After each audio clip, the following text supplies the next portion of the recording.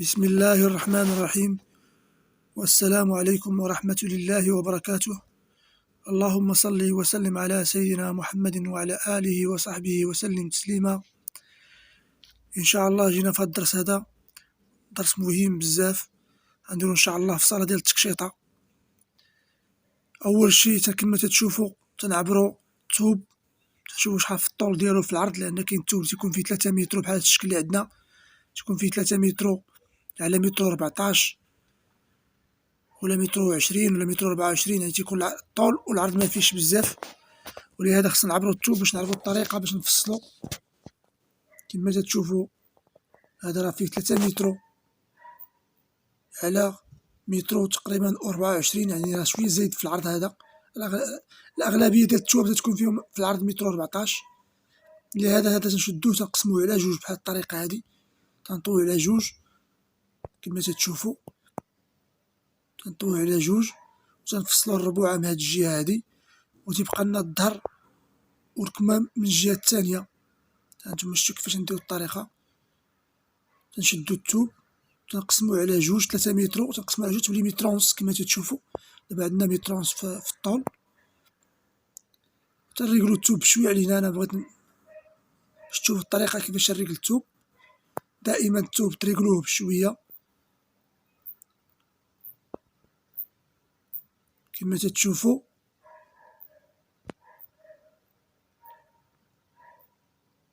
الجهة الثانية راه هي اللي تخرجو منها الظهر والكمام، والجهة اللي تنخدم فيها دابا أنا هي باش نخرجو الربوعة ديال القفطان. وهذا القفطان اللي تنفصل الأول. أول حاجة تنفصلو القفطان، عاد موراها تنفصلو الدفينة كما تتشوفو. تنبدا بالقفطان هو الأول غنفصلو، عاد إن شاء الله موراها نفصل الدفينة. حتى هي تنديرو نفس الطريقة باش نخدمو جلابة، نفس الفصالة نفس الطريقة. كاين شوية الاختلافات. أول حاجة كما تتشوفو خصكم تحيدو الحاشية، ديما تنوصيكم على هاد الحاشية حيدوها، لأن هاد الحاشية تعطيها التكماش فقط ما تعطي حتى حاجة. ضروري تحيدو هاد الحاشية هادي.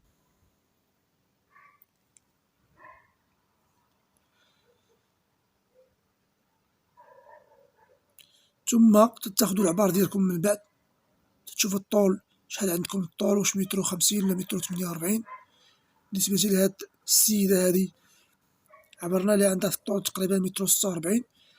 تزيدي واحد 2 سنتيم د الخياطة، سنتيم ديال التحت وسنتيم ديال الفوق ديال لي زيبول.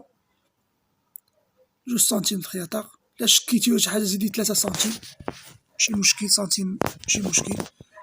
كما تتشوفو عندها متر و48. تتحدي طولها، حنا حدينا الطول ديالنا. من بعد تتاخدي 8 سنتيم، ماشي بحال الجلابة تنديرو 7، حنا تناخدو 8 سنتيم بالنسبة للتقويرة ديال الكول. تاخدي 8 سنتيم بالنسبة للتقويرة ديال الكول كما تتشوفو، وتتعبري الكتاف ديالك. إلا عندنا 12 تديري زائد 2 سنتيم د الخياطة، ماشي بحال الجلابة تنديرو 2 ونص.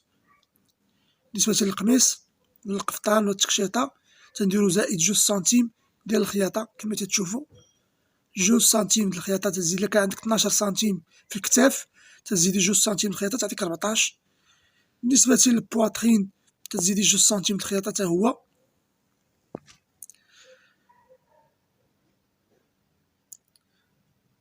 تتحدي طريقة التركيز نفس الطريقة اللي وريتكم في الجلابة تديروها بالنسبة للقفطان والتكشيطة. هاد التكشيطة اللي بغات شوية زيادة ديري شوية زيادة. إذا تتشوفو الطريقة كيفاش نحدو التركيز. أول حاجة تنحدو النقطة ديال الكتاف، لا تهبط بها الكتاف باش نهبطو كما وريتكم. هي هبطنا في الكتاف بواحد 3 سنتيم. تنحدو ديك النقطة باش يجي التركيز مضبوط، ومن تماك تنعبرو التركيز. وريتكم التركيز تتعبرو عرض الكمام من الفوق كما قلت لكم في الفيديوهات السابقة. تعبر عرض الكمام من الفوق تزيد عليه 6 سنتيم بالنسبة لي درتي الزيادة. 8 سنتيم تزيد عليه 8 سنتيم دوك تدير الزيادة، و7 سنتيم إلا كنتي ما دير لا زيادة لا والو. كما تشوفوا. إلا كان مثلا لقيتو 18 في عرض الكمام الفوق، تزيد 7 سنتيم. 18 زائد 7 تعطيك 25. هاد الدورة خصها تكون فيها 25. دابا تنطراسي خصها تكون فيها 25. تعبريها بالمتر أنا نعبرها قدامكم. خصها تكون فيها 25.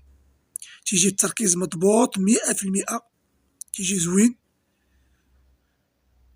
كما شديتي لي عرض الكمام فوق تيجي التركيز تا هو مضبوط. كما العبارة اللي بغات هي تيجي مضبوط 100%. أكثر بالنسبة للتكشيطة، تبغي العبار يكون مزيان كما تشوفوا. كما تنديرو في الجلابة تنهبطو بواحد 14 سنتيم بالنسبة للاطاي، وتنزيدو 2 سنتيم الخياطة. تهبط 14 سنتيم كما شفتوني في الأول، ومن بعد تزيدو 2 سنتيم ديال الخياطة كما شفتو. بالنسبة لي هونش تهبطي بواحد 16 سنتيم. تماك لي هونش تهبطي 16 سنتيم، وتتعبر اللي عندك تزيدي لي 2 سنتيم الخياطة. لقيتي 28 تزيدي 2 سنتيم الخياطة تعطيك 30. كما تنديرو في الجلابة نفس طريقة الجلابة. كاين بعض الاختلافات كما قلت لكم، أما بالنسبة للعبارة دائما زائد 2 سنتيم الخياطة. وبالنسبة للجلايل لتحت، بالنسبة للتكشيطة شحال ما عندك خرجو. كما خرجتي اللسوعية لتحت كما مزيان. دابا حنا خصنا نعرفو شحال غتخلي لنا التكشيطة لتحت، وريتكم الطريقة كيفاش تعرفوا شحال غيبقى لكم لتحت في الجلايل. غنعاود نوريكم الطريقة عاوتاني نفس الطريقة. تنعبرو الجهة الثانية. حنا طراسينا، نتوما ديروش السيلو، متخدموش بالسيلو نتوما، ديما خدمو بالطباشير باش اللي المبتدئين. بالنسبة للناس عاد اللي بدا يخدم بالطباشير ديما باش ما يبقاش لاطاج ديال السيلو. بالنسبة للناس دابا اللي تعرفوها ماشي مشكل، حيت دابا تندير الحساب ديالي أنا على حساب الخياطة باش ما يبانش السيلو. كما تشوفوا بالنسبة لي هونش واحد 6 سنتيم ولا 7 سنتيم كما قلت لكم دابا. ما تخرجيش بطريقة سريعة، وبقى غادي وبقى باش ما يبانش هذيك الديفو ديال الودنين تما. بقى خارجة داك جيت لي هونش بقى خارجة الاخر. خصك تخرجي بواحد 6 سنتيم ولا 7 سنتيم شوية عليك. دابا هنا غنوريكم كيفاش تعرفوا شحال يبقى لكم في الجلايل. تتعبروا هذيك المسافة اللي بقات لكم في التو اللي بقى من الجهة الثانية كما تشوفوا تنعبر حتى البواطرين. شحال عندكم سنتيم حتى تما كما تشوفوا. لقيتو 80 سنتيم مثلا 80 غتقسموها على جوج هي 40، إذا يبقى لنا لتحت 40. لقيتو 100 سنتيم تقسموها على جوج هي 50، إذا يبقى لنا لتحت 50. هذا بالنسبة للتوب اللي تيكون فيه 3 متر تتقسمو على جوج، ماشي بحال التوب العادي سامبل. دابا مثلا هنا لقيت انايا 84 تنقسمها على جوج تتعطيني 42، هي تتبقى لي في الجلايل. ما تزيدي ما تنقصي، ديري 42 سنتيم. إلا زدتيها سنتيم واحد مثلا راه تلقاي مشكل في الفصالة. ملي تبغي تخدمي الدار تلقاي مابقاكش تشوف بزاف، وتولي غتنقصي من الربوع عاوتاني وتنقصي ترجع للدار عاوتاني تنقصي منه. ولهذا اللي لقيتوه في الجلايل ديروه. دابا حنا لقينا 42 غندير 42 باش ما يعطيناش هذاك الديفو نجي نفصل الدار وما يقدنيش التوب. انا وريتكم الطريقه كما قلت لكم. لقيتي في الجهه 84 تقسمي على جوج، ماشي بحال التوب اللي تيكون فيه 1 متر و50 في العرض. وبالنسبه لي هونج ديما تنوصيكم هذه القضيه هذه دائما. خرجوا في جهه لي هونج، خرجوا واحد المسافه ديال 8 سنتيم ولا 10، خرجوا بقى غاديينها بشويه، وعاد ديروا ايفازي ديالكم ماشي مشكل الساعه ما يبانش. بالنسبه عاوتاني للتقويره ديال الكول، الا بغات السيده الكول مجموع تدير لها 12 ونص. من داك البلاصه اللي نضربو دابا تنديرو 12 سنتيم ونص تنعبرو. الا بغات الكول شويه ستوندار دير 14 سنتيم. الا بغيتي الكول ستوندار عادي، حنا ان شاء الله نرجعو كما تشوفوا. دابا حنا طراسينا كلشي وغنضربو بالمقص كما تشوفوا.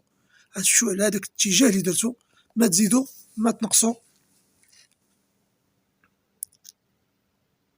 دابا ان شاء الله نعطيكم واحد الحصه ندير فيها واحد ديال الدرس بالنسبه لهذا التركيز هذا. ندير واحد الدرس في التركيز خاصه للتركيز ان شاء الله باش تعرفوا كيفاش تخدموا هذا التركيز هذا باش يبقى يجيكم سهل. ندير واحد الحصه ان شاء الله بالنسبه للتركيز باش ما تلقاوش مشاكل فيه نهائيا. من هنا لقدام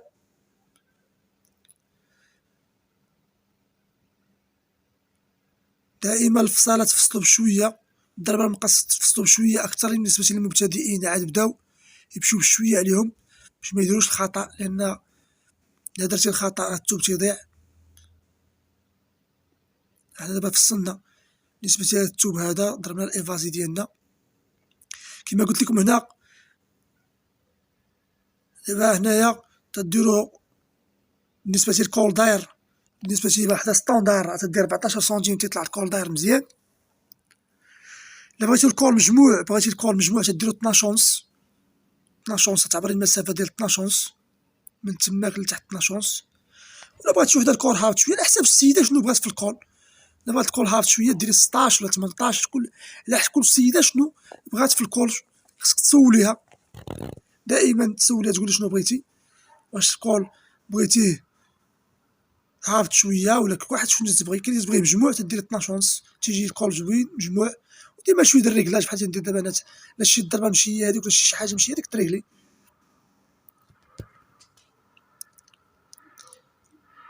ودائما بالنسبة للضربة ديال الجلايل كما تتشوفو هنايا تتمشي وتتخرجي بواحد 3 سنتيم ولا 2 ونص من التحت، بحال اللي تنديرو في طريقة الجلابة باش ميجيوش الجناب هابطين وتجي الفصالة زوينة. حنا فصلنا الربوعة ديالنا دابا، هما اللي تيكونو صعاب في الفصالة حنا حيدناهم. دابا هاد الطرف اللي تيشاط شنو نديرولو؟ النص تنخرجو منو الظهر، وما تبقى تنخرجو منو الكمام بهاد الطريقة هادي. حنا دابا قسمناه كما تتشوفو، الجهة هادي نخرجو منها الظهر والجهة الثانية تنخرجو منها الكمام. حنا نقسمو على جوج. هادشي علاش وصيتكم نقول عاد قلت لكم بالنسبة للجلايل، لا عندكم 42 ديرو 42، معندكوش نزيد شوية ولا هادي ما تزيدي لا والو، عندك 42 ديري 42. حنا دابا هاد الجهة نخرجو منها الظهر ان شاء الله، الفصالة ديال الظهر. حنا اللي هدرت عليها نعبر دابا الجهة اللي قلت لكم عاد ها هي شتيها عندنا 42 تتبقى دائما 42 تتقاد ديما تخلي ما تخلي حتى سنتيم، ديما تستغلي المساحة عندك. هانتوما كتشوفو حنا خرجنا 42 ديالنا ها هي كما تتشوفو، كما عبرناها تتبقى لنا تتجي لا المقاس يجي عبر نيشان مزيان. دابا ان شاء الله غنفصلو الظهر كما تتشوفو.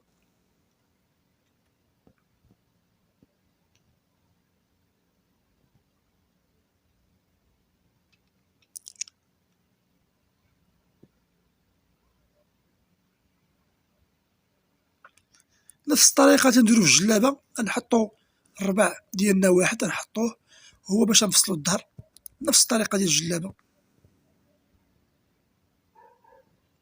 قلنا كاين بعض الاختلافات اللي كاينة وريتهم ليكم، الاختلافات اللي كاينة بين الجلابة والقفطان. كما قلت لكم دائما في الفصالة ديال التكشيطة تنبداو بالقفطان هو الأول، عاد تندوزو لفصلو الدفينة الفوقانية.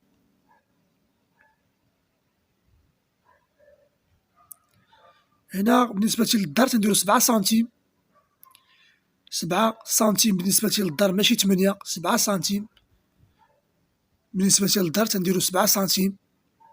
أنا تنعاودها وتنكررها، ماشي 8 سنتيم 7 سنتيم باش تجي الظهر مجموع ميجيش واسع. وهنا تنهبطو بواحد 2 سنتيم حتى 3 سنتيم ماشي مشكل، ها 2 سنتيم راه كافية. هنا 2 سنتيم حتى 3 سنتيم تجي التقويرة ديال الظهر مزيان. وكما وريتكم هاد الجهة هادي ديال التركيز تتخليها عادية ما تتخرجيش واحد السنتيم. كما قلت لكم هاد الجهة ديال التركيز ما تتخرجيش السنتيم، وما تبقى تخرج ديما واحد السنتيم. ما تبقى كما تشوفوا تنخرجوا واحد السنتيم، تنشدو الربع تنخرجوا بيه واحد السنتيم حتى لتحت. وديما الريكلاج باش من هاديك الجهة ديال التركيز باش ما تجيش السيدة مزيرة، ديما تتخليها عادية.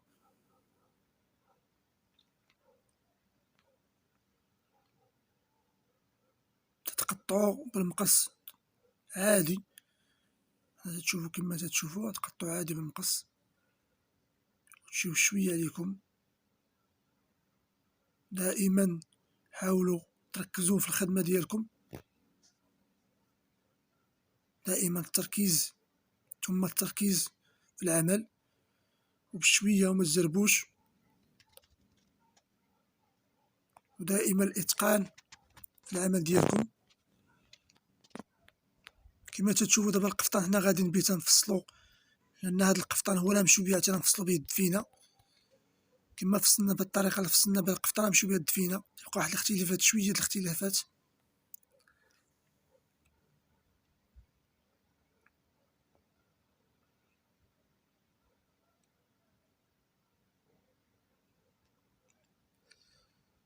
كما قلت لكم التقويرة هادي بين 2 سنتيم حتى 3 سنتيم كافية، تجي التقويرة مزيانة.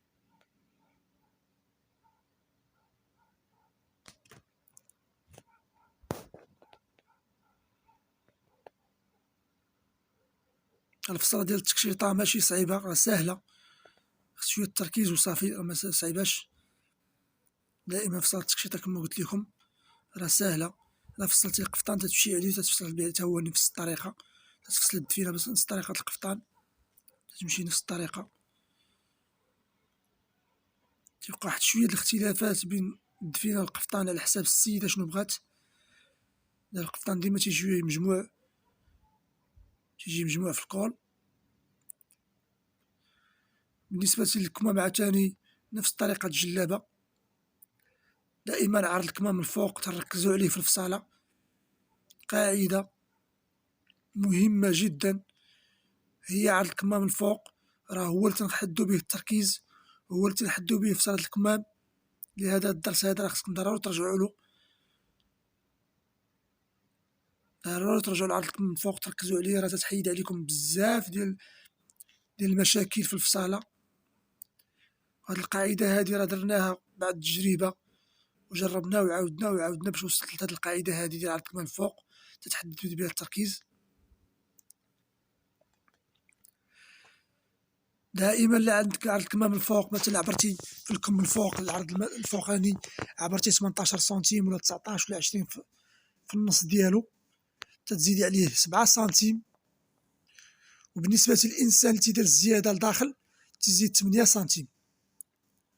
دابا حنا طول الكمام تنعبروه عادي، شحال عبرتي السيدة تديريه دائما كما قلت لكم زائد 2 سنتيم الخياطة، سنتيم الفوق تيمشي في الخياطة وسنتيم ديال التحت تيمشي في الخياطة، تنزيدو زائد 2 سنتيم ديال الخياطة تيجي الكمام معبورين هما هادوك كما عبرتيهم كما تيجيو.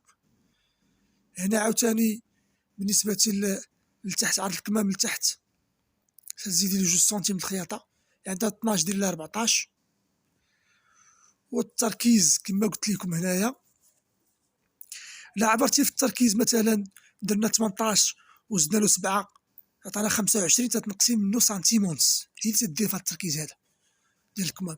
دائما نقصي سنتيم ونص باش يجيك العبار مضبوط في الخياطة. هنايا تنحدو النقطة باش نهبطو ب10 سنتيم، نحدو النقطة تنهبطو ديما هنا ب10 سنتيم،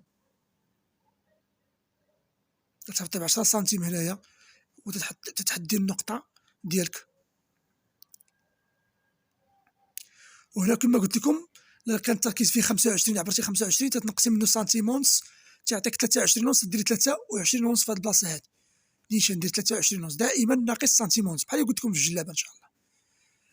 تقسميه على جوج، بغيتي دير الطريقة تقسميه على جوج اللي بالنسبة للمبتدئين تيقسموه على جوج وتيهبطوا بسنتيم من الجهة هادي وتيطلعوا بسنتيم من الجهة الثانية. وها هي فصلنا لكم ديالنا بطريقة سهلة وطريقة زوينة.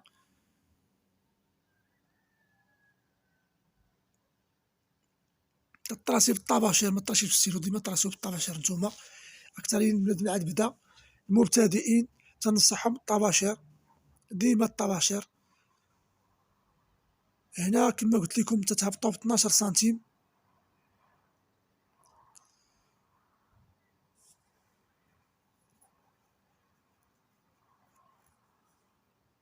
وتزيدو هنايا سنتيم ونص الخياطة، لقيتي 18 زائد سنتيم ونص الخياطة ديري 19 ونص، وتطراسي الكم ديالك كما هو عادي من نقطة لنقطة تطراسي باش يعطيك الكم يجي مزيان. هانتوما كما تشوفوا تنطراسيو.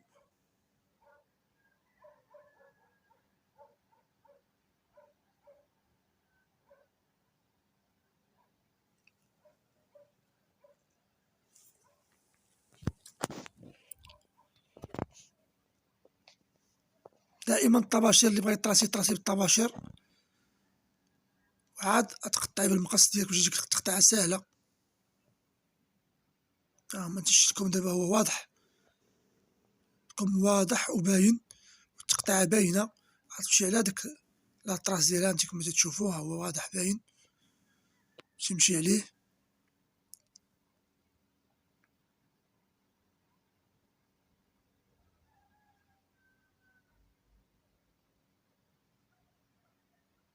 دائما في الصالة راه قلت لكم ساهلة، شوية التركيز وشوية العمل، دائما التركيز شوية التركيز في الخدمة ديالكم والعمل. مع العمل دائما في الصالة واحد راه تيبقى يتعلم مع المدة. الإنسان كما كان تيبقى يشد ويعرف كيفاش واحد الوقت يولي عادي عنده في الصالة. ضروري في الأول تجي شوية الصعوبات، ولكن إن شاء الله موراها تيولي صالة عادية.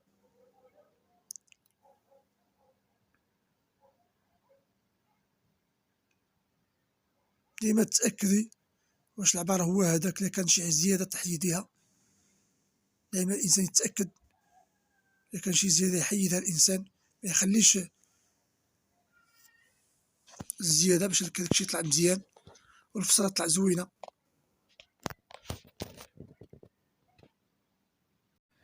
كما تتشوفوا دابا ها القفطان حنا فصلناه بطريقة سهلة. نفس الشيء بالنسبة للدفينة، ها هي جبدناها دابا، نفس الشيء غنعبرو شحال فيها في الطول شحال فيها في العرض باش منديروش الأخطاء. ديما عبرت واش نفس القياسات ديال القفطان وماشي نفس القياس، واش ناقصة ولا زايدة باش ميكونش الخطأ. دائما بنادم يعبر، أول حاجة تعبري التوب وتأكدي منه تا هو راه فيه هاد التوب هذا أكثر من 3 متر، فيه تقريبا شي 3 متر وربع، والعرض فيه متر و14. دائما الإنسان كما قلت لكم تأكدوا وعبروه، ونفس الشكل تقسموه على جوج، تشدو تقسمو بحال درنا القفطان قسمناه على جوج، تا هو تقسمو على جوج، راه فيه 3 متر وربع تقسمو على جوج تعطيك 1 متر و60. هاهما كتشوفوا ريقلو بشوية عليكم، ما تزربوش، ريقلو تيجي الجناب يجيو مريقلين، نفس العبار مريقلين.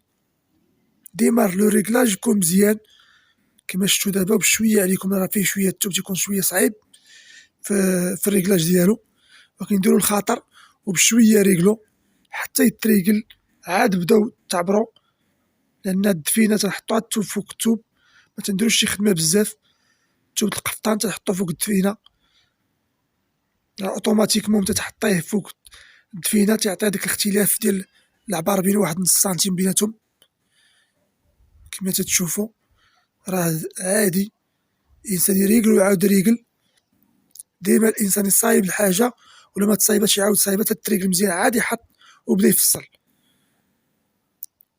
باش ما يعطيكش التوب في الاخر تلقاه مراجل ولا تلقاه مخسر ولا شحال. ضروري تريقلي. هاد التوب الرقيق شوية تيكون فيه شوية تمارة في الريقلاج ديالو، ولهذا تتريقليه بشوية عليك. أنا بالعاني درت هاد القضية قدامكم تنريقل باش تعرفوا هاديك الشي راه ماشي ساهل، باش تعرفوا أنكم خصكم تريقلو بشوية وما تزربوش. كما تتشوفوا تنعاود الريقل وتنريقل تتريقل التوب نيشان عاد تنبدا نفصل. تا نتوما ديروا نفس الطريقة بشوية عليكم. هاد التوب الرقيق راه تيكون فيه شوية الصعوبات، التوب الخفيف هذا تيبقى يهرب ويرجع، ولهذا دائما ديروا شوية الخاطر وشوية ريقل. ما تقولوش لا ما تريقلياش، لا بشوية عليك.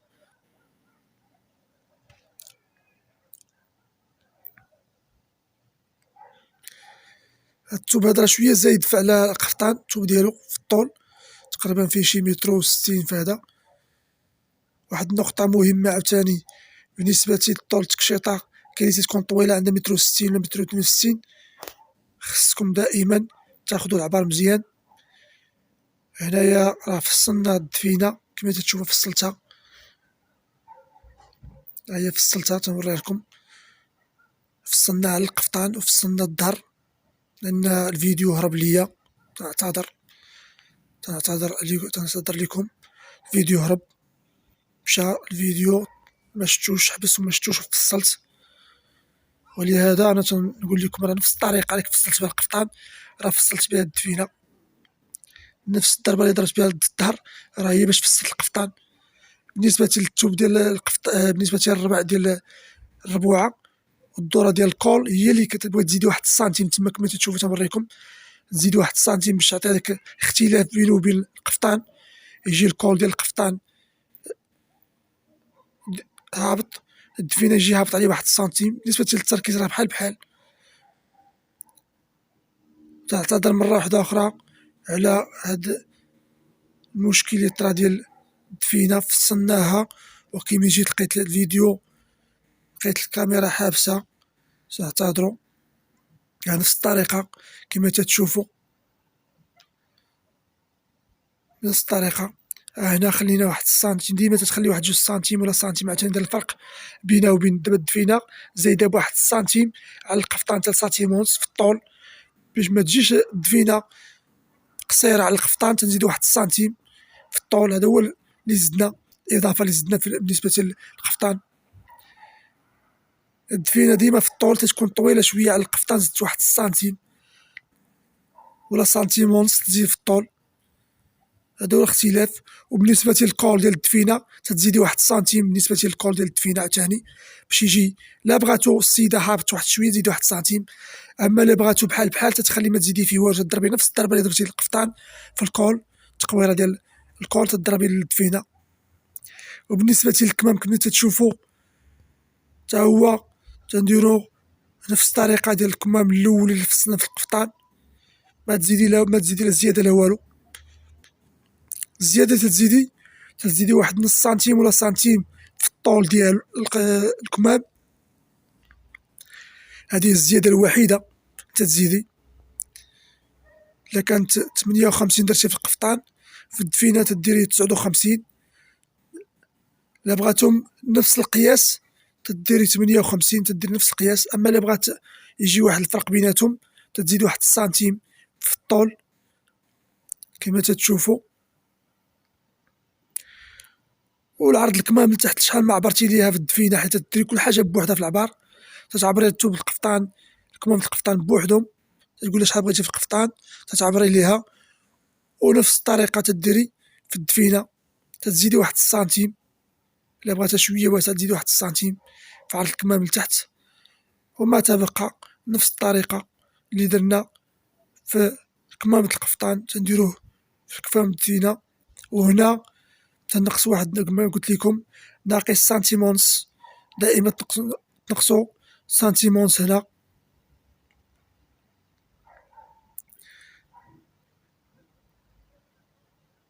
ونفس الطريقه اللي درتو في الكمام ديال القفطان تديرو في الكمام ديال الدفينه. هنا عاوتاني تتهبطو بواحد السنتيم وتطلعو بسنتيم، وديما الريكلاج بشويه عليكم. وخدموا بالطباشير ما تخدموش بالستيلو، بالنسبه للمبتدئين يخدموا بالطباشير ما يخدموش بالستيلو، هذه نصيحه.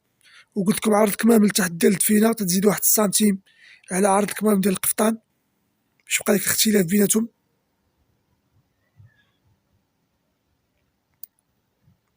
وحنا ان شاء الله كملنا في صاله ديال التكشيطه كما تتشوفوا، حنا كملنا في صاله ديال التكشيطه فصلناها. ان شاء الله باقي نعاود لكم درس اخر في هذه الفصل ديال التكشيطه، ان شاء الله نعاود لكم واحد الدرس ان شاء الله اخر. والسلام عليكم ورحمه الله وبركاته.